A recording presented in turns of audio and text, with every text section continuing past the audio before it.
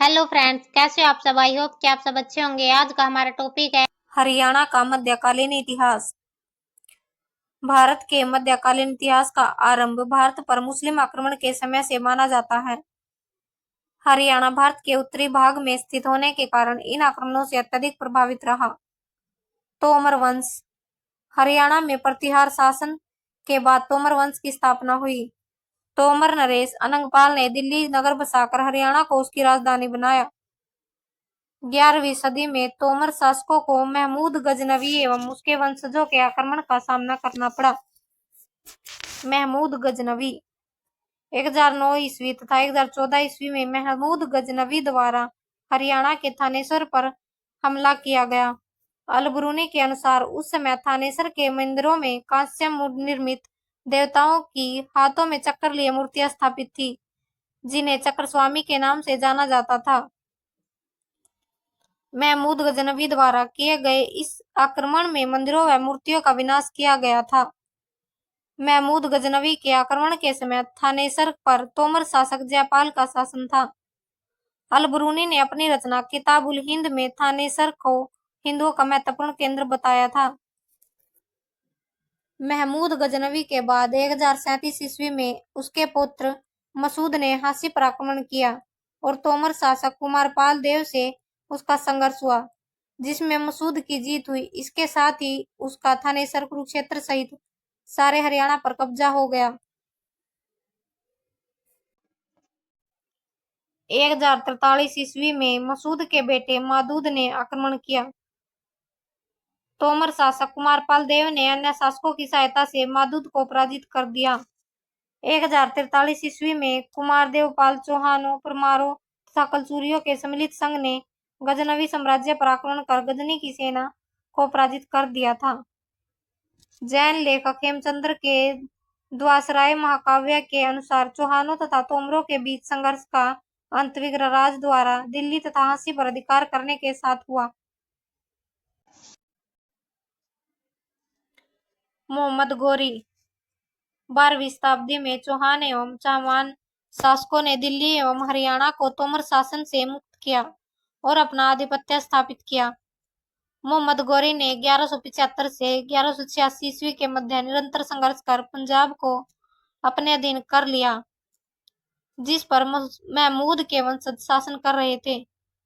अब वह चौहानों के अंदर आ गया था। 1191 ईस्वी में पृथ्वीराज तृतीय तथा हांसी से गोविंद राय की संयुक्त सेना के साथ मोहम्मद गौरी की सेना का त्रावड़ी नामक स्थान पर युद्ध हुआ, जिसमें गौरी पराजित हुआ। इसे त्राइन का प्रथम युद्ध भी कहा जाता है। पुनः 1192 ईस्वी में गौरी तथा पृथ्वीराज तृतीय के बीच त्रावड़ी में युद्ध हुआ। यह त्राइन का दूसरे युद्ध के नाम से जाना जाता है, जिसमें पृथ्वीराज की पराजय हुई। इस युद्ध में भी गोविंद राय पृथ्वीराज के साथ लड़ा था, जिसमें मोहम्मद गौरी की विजय हुई, जिसके प्रतिनिधि कुतुबुद्दीन ऐबक ने 1206 ईस्वी में शासन संभाला। इस युद्ध के पश्चात अग्रोहा का क्षेत्र मुस्लिम शासन के अधीन चला गया। सल्तनत काल। 1209 ईस्वी में मोहम्मद गौरी की मृत्यु के बाद उसके गुलाम कुतुबुद्दीन ऐबक ने भारत में गुलाम वंश तथा दास वंश की नींव डाली। भारतीय इतिहास में इस काल को सल्तनत काल कहा जाता है। सल्तनत में पंजाब, हरियाणा सहित उत्तर भारत का बहुत बड़ा भाग शामिल था। 13 अक्टूबर 1240 को हरियाणा में कैथल के पास रजिया और उसके पति अल्तुनिया को बंदी बना लिया गया और अगले दिन ही उनकी हत्या कर दी गई। सुल्तान नासिरुद्दीन एवं बलबन। नासिरुद्दीन महमूद ने 1248 ईस्वी में अपने नायब व सेनापति बलबन को मेवातियों के दमन के लिए भेजा, किंतु बलबन असफल रहा। मेवातियों का साहस इतना बढ़ गया कि 1257 ईस्वी में हांसी में बलबन के काफिले पर भी ही हमला कर दिया। 1260 ईस्वी में बलबन ने एक बार पुनः मेवातियों पर हमला किया। 1263 ईस्वी में बलबन दिल्ली का सुल्तान बना। उसने मेवात में अराजकता समाप्त करने के लिए वहां के जंगलों को कटवा दिया, जिससे विद्रोही मेवातियों के छिपने के स्थान नष्ट हो जाएं।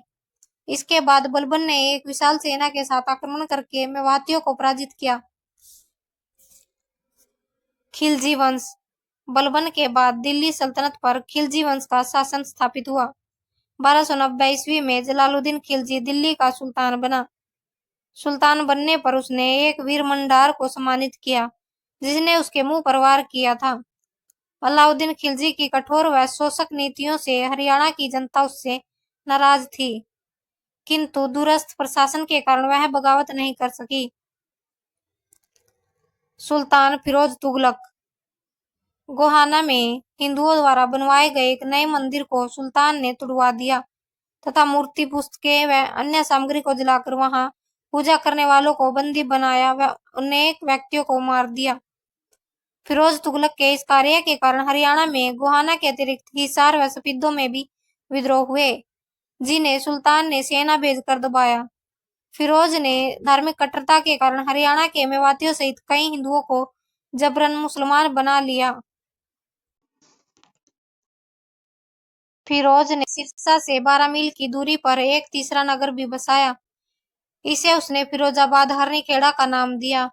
इसके अतिरिक्त कृषि को उन्नत करने के लिए फिरोज ने यहाँ बहुत सी नहरें निकलवाई। 1388 ईस्वी में फिरोज की मृत्यु के बाद दिल्ली से सत्ता के लिए गृह युद्ध छिड़ गया, जिसमें नासिरुद्दीन सफल रहा। मेवातियों की प्रतिक्रिया की आशंका से सुल्तान ने नाहर को खिलत देकर माफ कर दिया। तैमूर 1398 ईस्वी में ईरान के बादशाह तैमूर ने भारत पर आक्रमण कर दिया। वह राजस्थान की तरफ से हरियाणा में प्रविष्ट हुआ और वह यहाँ लगभग 1 महीने रहा। तैमूर द्वारा नामांकित सैयदों में अपने प्राचीन साम्राज्य को पुनर्जीवित करने की न तो योग्यता थी और न ही विश्वास की पराकाष्ठा। इन स्वतंत्र रजवाड़ों में दक्षिण पश्चिम हरियाणा के जलाल तथा हसन खां और उत्तर में कैथल के मोहन सिंह मंडार के राज्य अधिक महत्वपूर्ण थे। सैयद शासकों ने इन रजवाड़ों से मैत्रीपूर्ण संबंध स्थापित किए। लोधी वंश सैयदों के बाद लोधी दिल्ली सल्तनत के शासक बने। सिकंदर लोधी की धर्मांधता के कारण कलायत और जींद में विद्रोह हुए, किंतु बहलोल लोधी के काल में हरियाणा को 1451 ईस्वी में सल्तनत का भाग बना लिया गया तथा इब्राहिम लोधी के काल 1517 से 1526 तक सल्तनत का अंग बना रहा। इब्राहिम लोधी के क्रोधी और घमंडी स्वभाव के कारण अन्य प्रांतों की तरह हरियाणा की जनता भी उससे प्रसन्न नहीं थी। 1526 ईस्वी में पानीपत की पहली लड़ाई में बाबर ने इब्राहिम लोधी के विरुद्ध युद्ध किया। इस युद्ध में बाबर ने इब्राहिम लोधी को पराजित कर दिया। मुगल सत्ता और संघर्ष।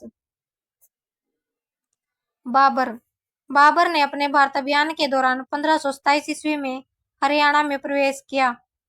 हिसार के फौजदार हमीद खां ने बाबर को रोकने का प्रयास किया, किंतु उसकी हार हुई। बाबर ने हिसार की जागीर हुमायूं को दे दी। 20 अप्रैल 1526 ईस्वी में हुई पानीपत की पहली लड़ाई में इब्राहिम लोधी मारा गया तथा बाबर ने दिल्ली तथा आगरा पर अधिकार कर मुगल साम्राज्य की स्थापना की। इस साम्राज्य में पंजाब, हरियाणा, दिल्ली, उत्तर प्रदेश तथा बिहार शामिल थे। 17 मार्च 1527 को बाबर और हसन खां के मध्य युद्ध हुआ, जिसमें हसन खां मारा गया तथा बाबर की विजय हुई। हसन खां के पुत्र नाहर खां को समाकर कई लाख राजस्व का परगना दे दिया गया तथा मेवात को साम्राज्य में मिला लिया गया। बाबर के शासन के अंतिम दिनों में हरियाणा के कई क्षेत्रों में विद्रोह हुए, जिसमें सबसे भयानक विद्रोह 1530 ईस्वी में कैथल में हुआ।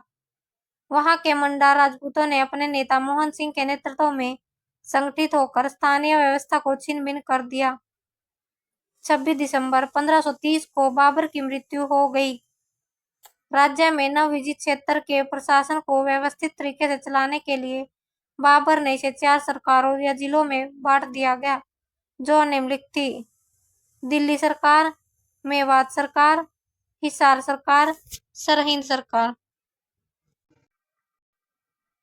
इसके अतिरिक्त उसने अपने 2 विश्वस्त सरदारों एहसान तैमूर और बुगरा सुल्तान को क्रमशः नारनौल और शमशाबाद की जागीरें प्रदान कर दी।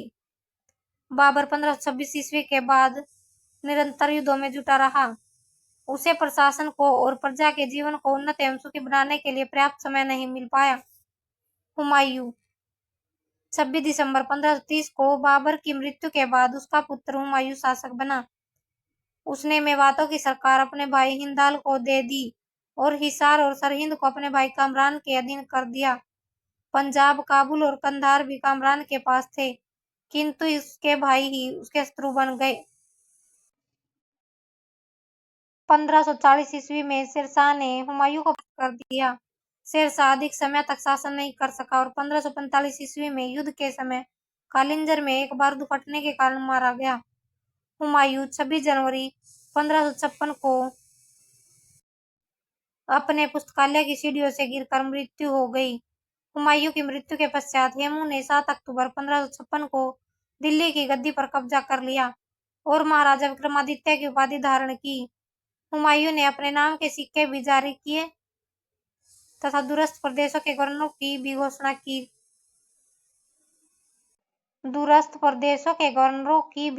की।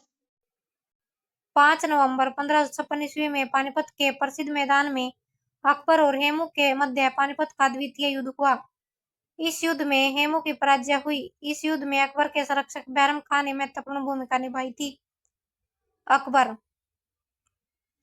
13 वर्षीय हुमायूं पुत्र अकबर को दिल्ली की गद्दी प्राप्त हो गई। अपने राज्य को सुव्यवस्थित रीति से चलाने के लिए अकबर ने उसे 15 सूबों में बांट दिया। इस समय राज्य में 70 परगने थे तथा 5 सरकारें थी, जो निम्न प्रकार हैं: सरकार ए दिल्ली, सरकार ए रेवाड़ी, सरकार ए फिरोजा, सरकार ए मेवाती, सरकार ए हिंद। सतनामियों का विद्रोह। सतनामियों की औरंगजेब के अधिकारियों से प्राय टक्कर हो जाती थी। 1672 ईस्वी में फौजदार ताहिर खान तथा उसकी सेना को सतनामियों ने बुरी तरह से कुचल दिया था या हरा दिया था। इसके पश्चात नारनौल पर सतनामियों का अधिकार कर लिया गया। इनके द्वारा सारे नारनौल नगर से मुगल शासन के चिन्ह मिटा दिए गए। यह खबर सुनकर औरंगजेब बहुत दुखी हुआ। उसने 15 मार्च 1672 को एक विशाल मुगल सेना बादशाह मोहम्मद अकबर तथा हमद खां, याहिया खां, कमालुद्दीन आदि अनुभवी सैनिक सरदारों के साथ नारनौल हेतु रवाना की। उत्तर मुगल काल। बंदा बैरागी का संघर्ष। गुरु गोविंद सिंह के पश्चात मुगलों के विरुद्ध सिखों की सैन्य गतिविधियों का नेतृत्व बंदा बैरागी ने किया। उसने सोनीपत के निकट सिरीखांडा को अपना मुख्यालय बनाया। मुगल साम्राज्य के विरुद्ध संघर्ष में बंदा बैरागी ने सोनीपत, कैथल, थानेसर, सरहिंद, शाहबाद व कुंजपरा को जीत लिया था, किंतु 1710 ईस्वी में मुगल सम्राट बहादुर शाह ने करनाल व नरावड़ी के बीच हुए 3 संघर्षों में बंदा बैरागी को हरा दिया।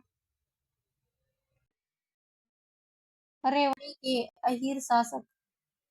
औरंगजेब के काल में नंदराम नामक एक अहीर ने गढ़ बुलोने गांव का था, जो रेवाड़ी में अहीर शासन की स्थापना की। उसके बाद बालकिशन वहां का शासक बना। उसकी वीरता से प्रभावित होकर मुगल सम्राट मोहम्मद शाह ने उसे शमशेर बहादुर की उपाधि प्रदान की। इस वंश में गुजरमल, भवानी सिंह व अन्य शासक थे। नादिर शाह का आक्रमण। करनाल का युद्ध 1739 में ईरान के बादशाह नादिर शाह और हिंदुस्तान के सम्राट मोहम्मद शाह रंगीला के बीच हुआ, जिसमें नादिर शाह ने मुगल शासक को पराजित किया था तथा अपने साथ मयूर सिंहासन व कोहिनूर हीरा ले गया। मराठों का उद्भव। 15 अक्टूबर 1754 को तत्कालीन मुगल सम्राट आलमगीर ने मराठों के प्रति कृतज्ञता प्रकट करते हुए उन्हें हरियाणा का पवित्र स्थान कुरुक्षेत्र प्रदान कर दिया। पानीपत का तृतीय युद्ध 1761 ईस्वी में अहमद शाह अब्दाली तथा मराठों के मध्य हुआ, जिससे मराठों को पराजय हुई। जॉर्ज थॉमस व हरियाणा राज्य। जॉर्ज थॉमस आयरलैंड का निवासी था तथा हरियाणा में इन्हें जहाज साहब के नाम से जाना जाता है।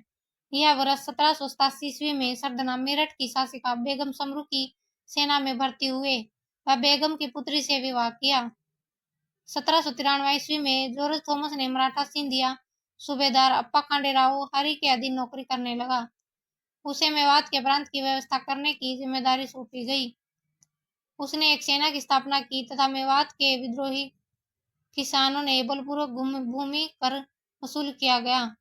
जॉर्ज थॉमस को अपनी सेना को वेतन देने के लिए बेगम समरू की जागीर गुरुग्राम और बादशाहपुर के गांवों को लूटना पड़ा। उसने वर्ष 1794 ईस्वी में बहादुरगढ़ और झज्जर को भी लूटा था। नारनौंद का युद्ध। मार्च 1799 में सिखों तथा झांसी के शासक जॉर्ज थॉमस के बीच झांसी व जींद का युद्ध हुआ। यह युद्ध नारनौंद स्थित गांव के निकट हुआ था। सहारनपुर के मराठा गवर्नर के कहे जाने पर जॉर्ज थॉमस करनाल पहुंचा, जहां सिखों के एक संगठन ने मराठों के विरुद्ध विद्रोह कर रखा था। समझौते द्वारा इस आंदोलन का अंत हुआ। मिलते हैं नेक्स्ट वीडियो में। अगर आपको ये वीडियो अच्छी लगी हो तो like share comment and channel को सब्सक्राइब करना ना भूले। Thanks for watching.